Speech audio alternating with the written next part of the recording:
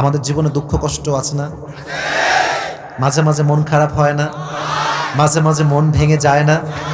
যখন তুমি দেখো যে তোমার কাছে সাইকেল নাই আর তোমার বন্ধু R15 চালায়, মনটা অটোমেটিক ভেঙে যায়, এন্ড ইটস ভেরি নর্মাল। তুমি যখন দেখো তোমার কাছে নোকিয়া ফোন আর তোমার বন্ধু দেখছো আইফোন 15 প্রো ম্যাক্স চালাচ্ছে, দিলটা এমনিতেই ভেঙে যায়। তাই মাথায় রেখো, কোনো মানুষকে কখনো তার গাড়ি দিয়ে তার সুখকে জাস্টিফাই করা যায় না। কোনো মানুষকে তার বাড়ি দিয়ে তার সুখকে জাস্টিফাই করা যায় না। একজন মানুষের বেতন 10 লাখ হতে পারে, তার বইয়ের মেকআপ বিল যায় মাসে 3 লাখ টাকা। তার ছেলে গাঞ্জা খেয়ে উড়ায় 9 লাখ টাকা। আমাদের টাকা পয়সা কম হতে পারে, ম্যাক্সিমাম পিপল মাশাআল্লাহ we belong middle class family, আমাদের মধ্যবিত্ত পরিবারের সন্তান আমরা।